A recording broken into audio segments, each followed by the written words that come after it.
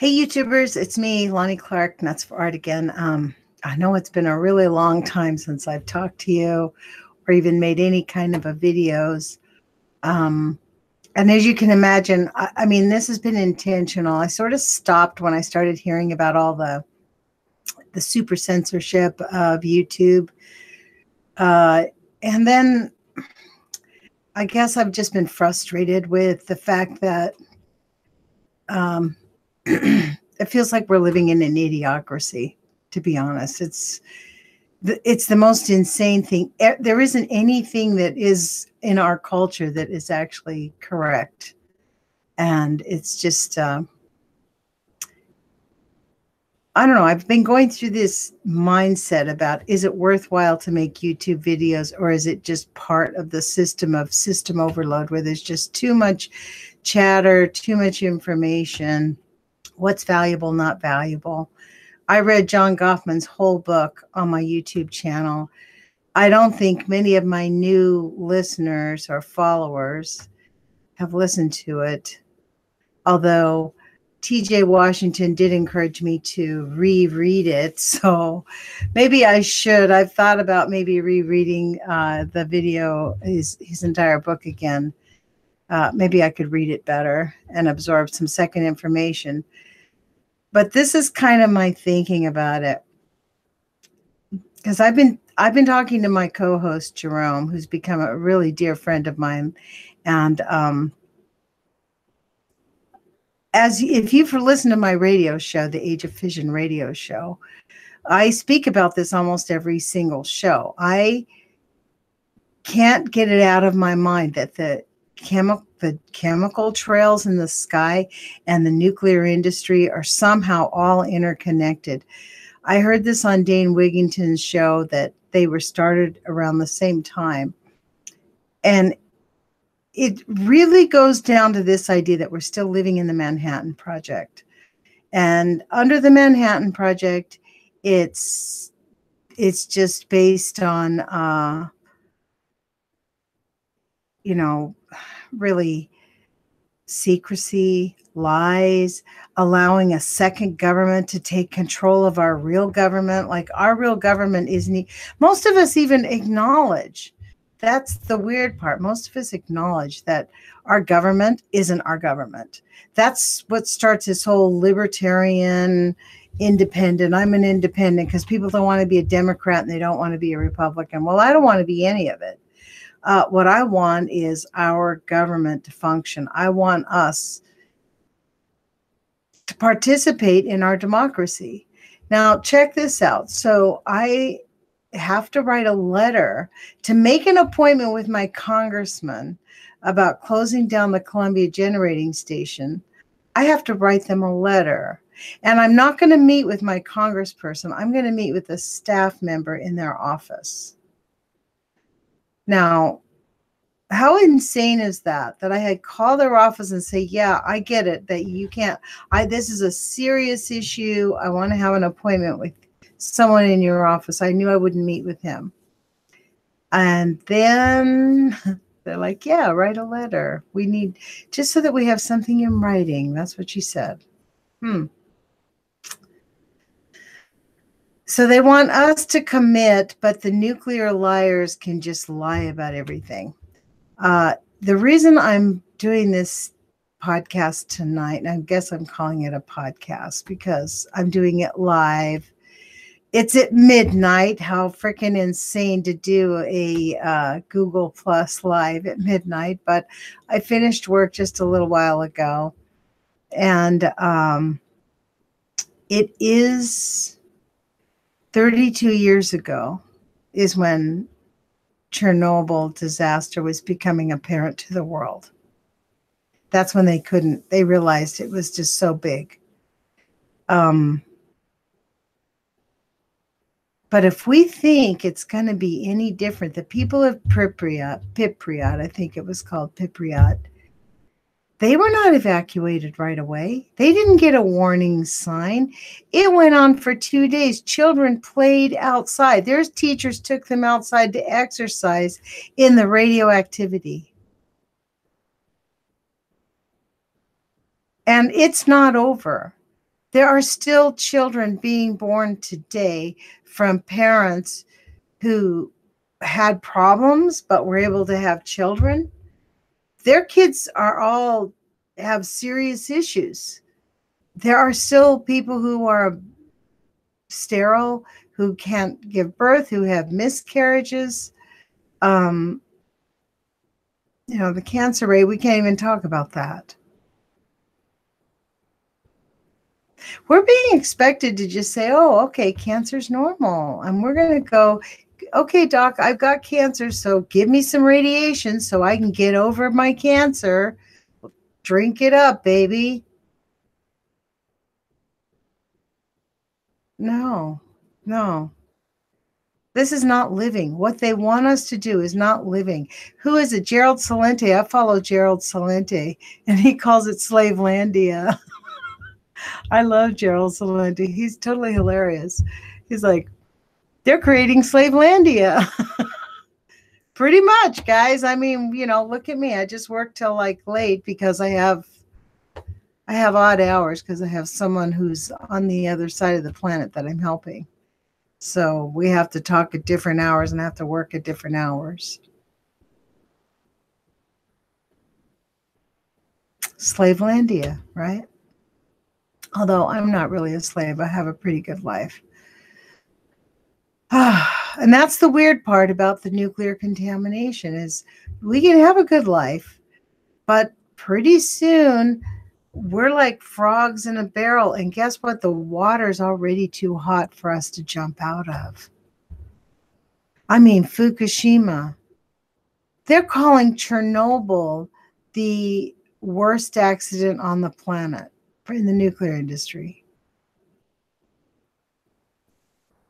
We have 3 ongoing nuclear meltdowns in Fukushima now for 8 years. This article that I found on Chernobyl called it the worst accident in the nuclear program.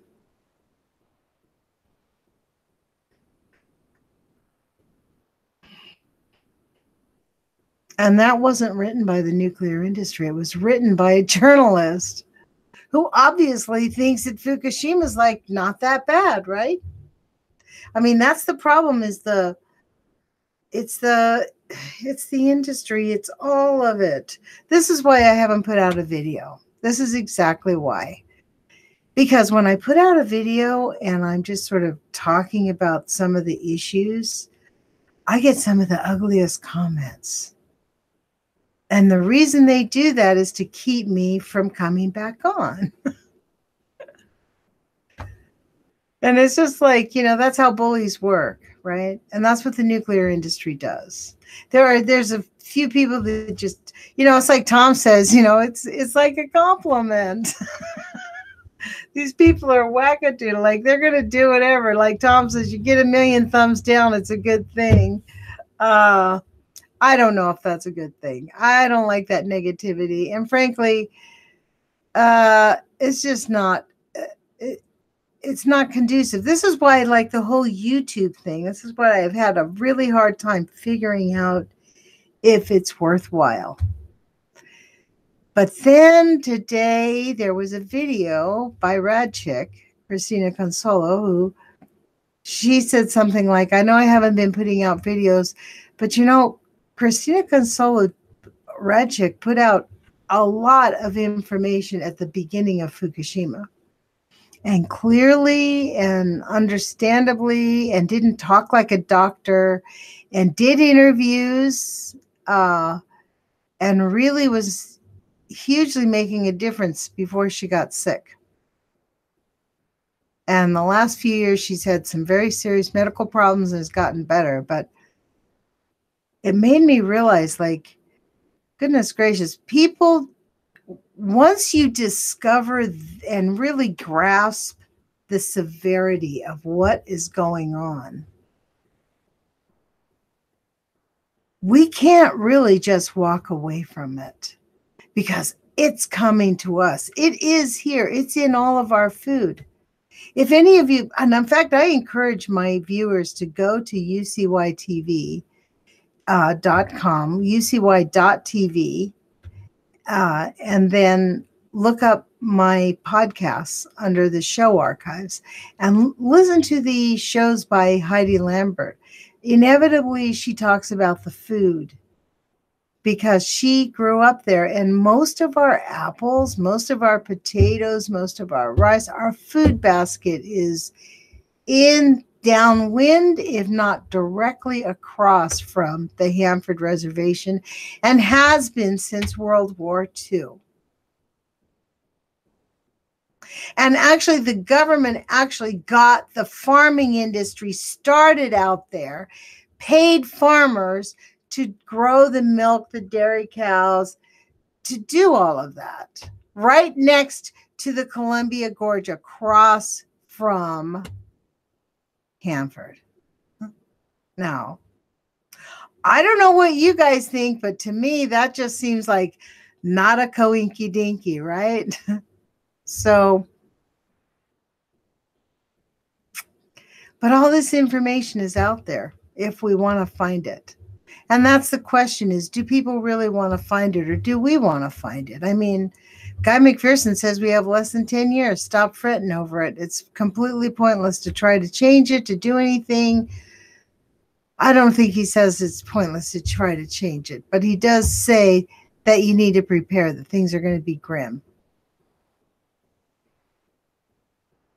I can't imagine life ending in 10 years. I don't know.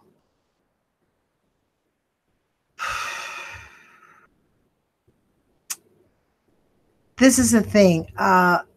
Is the YouTube experience worthwhile for people? And maybe for the people, I see I have one viewer, and for the people who are my subscribers who listen to this, I think I have like, I don't know, 350, 380 subscribers. And I regularly get probably 40, 50 views of eventually on my videos from the regular people that check in with me. Is it worthwhile? I'd love to hear your comments. Is it worthwhile? I think it's a source of comfort for us to come here like this. Check this out. Here we are on the night of, and let me do some screen sharing. I forgot to do that. You're still here looking at me, and I'm looking at the internet. No, we don't want that. Lord, we don't want that. You're still looking at me. I know. I keep forgetting that I have to do the screen sharing thing. Hold on. Beep. Where were you? I don't know. Hold on. I'm going to go back here. We still haven't screen shared, have we? Okay, so this is the one we want. And this is the story. Okay, we'll come up here. This is the timeline. I'm going to show you the story. We'll go through it real quick. But I want to share this with you. This is called, I looked it up, and it says the Chernobyl Gallery. That's what this is called. And this is called the timeline of Chernobyl that I'm going to share with you. So let's see if I can get that on right away. And I think it's this one, timeline of events. Okay, now let's go here. Oh yeah, that's good. Okay, so I did it right. Okay. But I think I need to say share with everybody. I haven't done this in a little while. Present to everyone. Okay, there we go. Now, timeline of events. So this is what happened. It got built, blah, blah, blah. Here they go, recklessly doing the big disaster. Talk about all the good that it's done. And then they're talking about partial core meltdown occurs in number 1 in 1982. The extent of the accident was not made until 1985. Not a coinky dinky. You think they wouldn't do that to us, folks, if they could, which they probably have? The reactor was repaired and put back and into operation within months. 83, construction of Unit 4. 85, 86. Okay, so this is what happened. 82, they had a partial core meltdown. So 77, the first of the Chernobyl nuclear power reactors, 4 reactors, is ready to operate by number 2 in 1978. So it did not go 20 years. 86, it starts to have issues, right? I'm not going to go through the horrible details. What I was looking for was like, okay, when it started, when were the people evacuated? So this is the timeline. It started on Friday, actually started giving them trouble in the beginning of March. End of March. And then April 25th, they had some serious problems. Emergency core cooling system switched off. Okay. And then they're talking about, this is actually a pretty good time frame, and you can come to this place, ChernobylGallery.com, because they really do talk about the human beings and the people involved. So this is essentially what happened. Reactor core. Cross section of the reactor core. Anyways, all this, and I was trying to find out, when did they start telling the people about, here's a guy with his child. Oh, so sad. That breaks my heart. Oh, that is not it. Oh, listen to what this lady said. This is incredible. Lyubov Kolovaskaya. Sorry for that name destruction there. Was in Pripyat the night of the accident. When she woke up late the next morning, her mother had reported strange sounds coming from the power station during the night in an interview later published in June 1987. Kovalevskaya told of what she saw when she went outside that Saturday. All the roads, all the roads were covered in water and some white liquid. Everything was white, foamy, all the curbs. I walked further and saw a police here, another there. I had never seen so many policemen in town. But they weren't doing anything, just sitting at various places, at the post office, at the Palace of Culture, as if it was martial law. It was quite a shock. But people were walking about normally. There were children everywhere. It was very hot. People were going to the beach, to their country cottages. Many people were already there or sitting by the stream next to the cooling reservoir. That's an artificial water reservoir next to the nuclear power station. Anya, my daughter, had gone to school. I went home and she said, Mama, I don't know what happened, but they don't let Natasha, my niece, out of the house. And when Anya returns from school, take her straight into the house. But I didn't tell her to close the window. I went back to the central square. The reactor was quite visible. One could see that it was burning and that its wall was broken. There were flames above the hole. That chimney between the 3rd and 4th blocks was burning hot. It looked like a burning column. We knew nothing all day. Nobody said anything. Well, they said there was a fire, but about radiation, that radioactivity was escaping, there was not a word. Anya came back from school and said, Mama, we had physical exercise outside for almost an hour. Insanity. That is insanity. And if you guys think that that is not going to happen to us when the thing